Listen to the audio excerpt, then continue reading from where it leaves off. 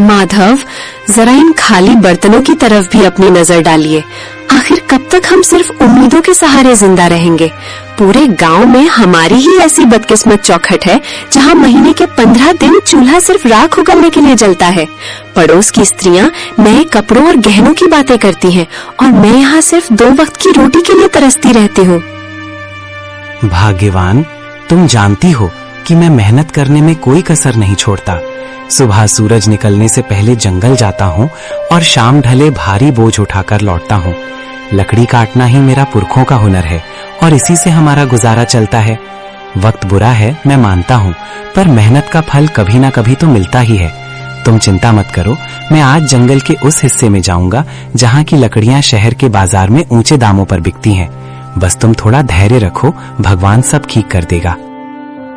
धैर्य? पिछले 10 सालों से मैं धैर्य का ही घूंट पीकर जी रही हूँ माधव। आपकी ये बातें अब मुझे दिलासा नहीं बल्कि जख्म देती हैं। लकड़ी काटने के अलावा भी दुनिया में बहुत से काम हैं। आप किसी जमींदार के यहाँ मजदूर क्यों नहीं बन जाते, या फिर शहर जाकर कोई ढंग की नौकरी क्यों नहीं ढूंढते? लकड़ी काटकर आप सिर्फ अपना कंधा तोड़ रहे हैं, गरीबी नहीं। मैं अब इस भूख को बर्दाश्त नहीं कर सकती। मुझे बस इतना चाहिए कि कम से कम हम दोनों रात को चैन की नींद सो सके, बिना इस डर के कि कल सुबह क्या खाएंगे। ठीक है भाग्यवान, अगर तुम्हें लगता है कि मेरी मेहनत काफी नहीं है तो मैं आज से ही दूसरे काम की तलाश शुरू कर दूंगा। मैं लकड़ियां काटने के साथ साथ गांव के जमींदार से भी बात करूंगा कि क्या उनके पास मेरे लिए कोई और काम है। मैं नहीं चाहता कि तुम्हारी आंखों में कभी भी दुखों के बादल छाएं। मैं वादा करता हूं कि मैं हार नहीं मानूंगा। बस आज का दिन किसी तरह काट लो। शाम को जब मैं लौटूंगा तो शायद कोई अच्छी खबर लेकर आऊं। अब मुस्कुरा दो, तुम्हारी मुस्कान ही मेरी असली पूंजी है। तभी अचानक दरवाजे पर हल्की सी दस्तक हुई। केशव उठा और बाहर गया। दरवाजे पर एक बूढ़ा साधु खड़ा था। चेहरा शांत, आंखें तेजस्वी, लेकिन शरीर बेहद कमजोर। बेटा, क्या इस प्यासे राही को थोड़ा सा शीतल जल मिल सकता है? मैं मीलों का सफर तय करके आ रहा हूँ और अब मेरी देह मेरा साथ नहीं दे रही। कंठ सूख गया है और पैरों में छाले पड़ गए हैं। अगर तुम्हारे पास थोड़ा सा अन्न भी हो तो इस बूढ़े को दान कर दो। मुझे किसी राजसी भोग की इच्छा नहीं है, बस एक निवाला मिल जाए ताकि मैं अपनी यात्रा जारी रख सकूं। ईश्वर तुम्हारी इस सेवा को स्वीकार करेगा और तुम्हारे घर के भंडार हमेशा भरे रहेंगे। प्रणाम महात्मा जी, आपका मेरे द्वार पर आना मेरा सौभाग्य है, लेकिन मैं आपको किस मुंह से बताऊं कि मेरे पास आपको खिलाने के लिए एक दाना भी नहीं है। हम खुद पिछले कल से भूखे हैं। मेरी कुटिया में केवल खाली बर्तन और गरीबी का डेरा है। लेकिन हाँ, मैं आपको प्यासा नहीं जाने दूंगा। मैं अभी अंदर से ठंडा जल लेकर आता हूँ। भोजन न दे पाने का मुझे बहुत दुख है, कृपया मुझे क्षमा कर दीजिएगा। पुत्र, दुखी मत हो। दान देने के लिए धन की नहीं, मन की जरूरत होती है। तुम्हारी आंखों में जो करुणा है वो किसी भी 56 भोग से कहीं अधिक तृप्ति देने वाली है। तुम जल ले आओ, वही मेरे लिए अमृत के समान होगा। इंसान की असलियत उसके अभाव में ही पता चलती है और तुमने अभाव होकर भी अतिथि सत्कार का धर्म निभाया है। जाओ बेटा, जल ले आओ। मैं यहीं तुम्हारी प्रतीक्षा कर रहा हूं। तुम्हारी सादगी ने मेरा मन जीत लिया है। माधव ने जैसे ही योगी को जल पिलाया, योगी का चेहरा चमक उठा। उन्होंने प्रसन्न होकर माधव को आशीर्वाद दिया। माधव, तुम्हारी सेवा भावना से मैं अत्यंत प्रसन्न हूँ। मैं तुम्हें 3 ऐसे वरदान देता हूँ जो साधारण मनुष्यों की पहुंच से बाहर हैं। तुम जो भी मांगोगे वो सच हो जाएगा। अपनी पहली इच्छा बताओ पुत्र, लेकिन याद रहे वरदान का उपयोग सोच समझ कर करना। धन, वैभव, आयु या शक्ति, तुम कुछ भी मांग सकते हो। बोलो, तुम्हारी पहली अभिलाषा क्या है? महात्मा जी, आपने मुझे बड़ी परीक्षा में डाल दिया। वैसे तो मुझे बहुत कुछ चाहिए, पर मैं अपनी बुद्धि का प्रयोग करना चाहता हूँ। मेरा पहला वरदान ये है कि मेरी ये कुल्हाड़ी, जिसे मैं अपनी जान से ज्यादा चाहता हूँ, जो भी इसे हाथ लगाए वो मेरी आज्ञा के बिना इसे छोड़ ना पाए, और अगर वो इसे चलाना शुरू करे तो जब तक मैं रुकने को न कहूँ वो रुक न सके। क्या आप मुझे ऐसा विचित्र वरदान दे सकते हैं? मुझे लगता है कि ये मेरे बहुत काम आएगी। अजीब मांग है, पर वचन के अनुसार तथास्तु। तुम्हारी कुल्हाड़ी अब तुम्हारी आज्ञा की गुलाम है। अब बिना समय गवाए अपनी दूसरी इच्छा प्रकट करो। याद रखना, तुम्हारे पास केवल 2 और मौके बचे हैं। क्या तुम्हें सोने की खदानें चाहिए या फिर कोई ऐसा महल जो बादलों को छूता हो?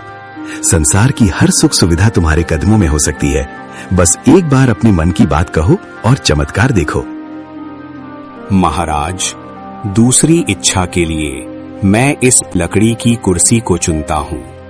मैं चाहता हूँ कि जो कोई भी इस कुर्सी पर एक बार बैठ जाए वो मेरी अनुमति के बिना यहाँ से हिल तक न सके। वो इस कुर्सी से ऐसा चिपक जाए जैसे पत्थर पर लकीर। चाहे कोई कितना भी बलवान क्यों ना हो, मेरी मर्जी के बिना उसका उठना नामुमकिन हो जाए। बस यही मेरी दूसरी विनती है। मुझे विश्वास है कि आप मेरी इस इच्छा को भी पूरा करेंगे। तुम्हारी सोच किसी आम आदमी जैसी नहीं है माधव। ये वरदान भी तुम्हें दिया। अब आखिरी और तीसरी इच्छा की बारी है। सोच लो, क्या तुम अपनी गरीबी हमेशा के लिए खत्म नहीं करना चाहोगे? क्या तुम्हें अपने लिए लंबी आयु यानी रोगी काया नहीं चाहिए? ये अंतिम अवसर है। इसके बाद मैं अदृश्य हो जाऊंगा और फिर कभी नहीं मिलूंगा। अपनी तीसरी इच्छा मांगो और अपने भाग्य का फैसला खुद करो। महात्मा जी, तीसरी इच्छा के रूप में मैं चाहता हूँ कि मेरा ये जो चमड़े का पुराना थैला है, इसके भीतर मैं जो कुछ भी डाल दूं, चाहे वो कोई वस्तु हो, सोना हो या कोई जीवित प्राणी, उसे मेरे अलावा कोई और बाहर न निकाल सके।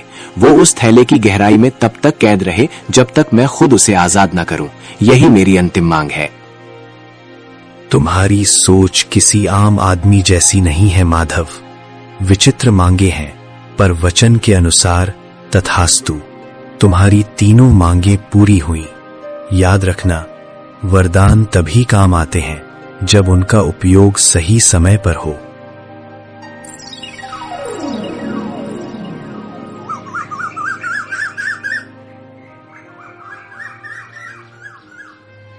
साधु बाबा के जाते ही भाग्यवान जो अब तक सुन रही थी, ज्वालामुखी की तरह फट पड़ी।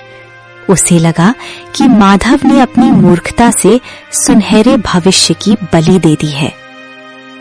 वाह माधव, क्या गजब की बुद्धिमानी दिखाई है आपने। साक्षात देवता आपके द्वार पर आकर कह रहे थे कि धन मांग लो, सुख मांग लो, पर आपने क्या मांगा? कुल्हाड़ी, कुर्सी और थैला। क्या इन बेजान चीजों से मेरा पेट भरेगा? क्या इन वरदानों से हमारे सिर की छत पक्की हो जाएगी? मैं यहाँ दाने दाने को तरस रही हूँ और आपने फालतू वरदान मांग लिया। आज आपने साबित कर दिया कि आप कभी तरक्की नहीं कर सकते। काश वो वरदान मुझे मांगने का मौका मिलता, तो आज मैं इस झोपड़ी को महल बना देती। भाग्यवान, तुम जो देख रही हो वो केवल साधारण चीजें हैं, पर मैं जो देख रहा हूँ वो एक सुरक्षा कवच है। कभी कभी सीधे तरीके से मांगा हुआ धन टिकता नहीं है, पर बुद्धि से बनाई गई संपत्ति सदा साथ रहती है। तुम मुझ पर भरोसा रखो। ये 3 वरदान हमें वो सब कुछ दिलाएंगे जो तुम चाहती हो। मैंने जो मांगा है उसके पीछे गहरा रहस्य है जो वक्त आने पर तुम्हें समझ आ जाएगा। फिलहाल शांत हो जाओ, क्योंकि आने वाला समय बहुत बड़ी चुनौतियां लेकर आने वाला है। पत्नी के तानों से आहत होकर माधव अपनी पुरानी कुल्हाड़ी कंधे पर रखकर चंदनपुर के सबसे घने और डरावने जंगल की ओर निकल पड़ा। दोपहर की तपती धूप पेड़ों की घनी छांव को चीरने की कोशिश कर रही थी। माधव एक पुराने बरगद के पेड़ के नीचे बैठ गया। उसका मन अशांत था और पेट में भूख की आग जल रही थी। उसे लग रहा था कि शायद उसने सच में वरदान मांगने में गलती कर दी। हे भगवान, क्या मेरी किस्मत में हमेशा ठोकरें खाना ही लिखा है? भाग्यवान सही कह रही थी। अगर मैं उस महात्मा से सोने की मोहरें मांग लेता तो कम से कम आज मुझे इस तरह भटकना तो नहीं पड़ता। पेट में अन्न का दाना ही नहीं, जंगल में भी अब सूखी लकड़ियां मिलना मुश्किल हो गया है। ऐसा लगता है जैसे ये पेड़ भी मेरी गरीबी का मजाक उड़ा रहे हैं। समझ नहीं आता कि मैं घर वापस किस मुंह से जाऊंगा। वहां तो सिर्फ खाली बर्तन और पत्नी की शिकायतें मेरा इंतजार कर रही हैं। तभी झाड़ियों के पीछे से एक विचित्र बूढ़ा व्यक्ति बाहर निकला और चेहरे पर एक अजीब सी कुटिल मुस्कान थी। वो धीरे धीरे माधव की ओर बढ़ने लगा। माधव ने गौर किया कि उस बूढ़े के चलने की आवाज सामान्य नहीं थी। जब उसने नीचे देखा तो उसके होश उड़ गए। उस बूढ़े के पैर इंसानों जैसे नहीं बल्कि बकरियों के खुरों जैसे थे। अरे ओ नौजवान, इतना उदास होकर इस वीराने में क्यों बैठे हो? तुम्हारी आहें तो इस जंगल के पत्तों को भी सुखा रही हैं। क्या बात है?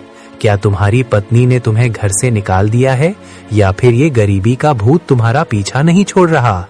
देखो, मैं इस जंगल का बहुत पुराना निवासी हूँ और मैं लोगों के दुख भांप लेता हूँ। तुम्हारी हालत देखकर मुझे तुम पर दया आ रही है। अगर तुम चाहो तो मैं तुम्हारी सारी दरिद्रता एक पल में दूर कर सकता हूँ। बस तुम्हें मेरी एक छोटी सी शर्त माननी होगी। बोलो, क्या तुम अपनी किस्मत बदलना चाहते हो?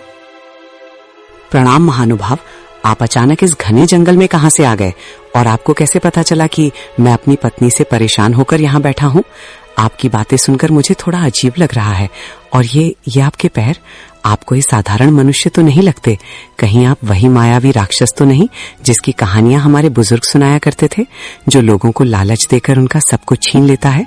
मुझे आपसे बात करने में डर लग रहा है।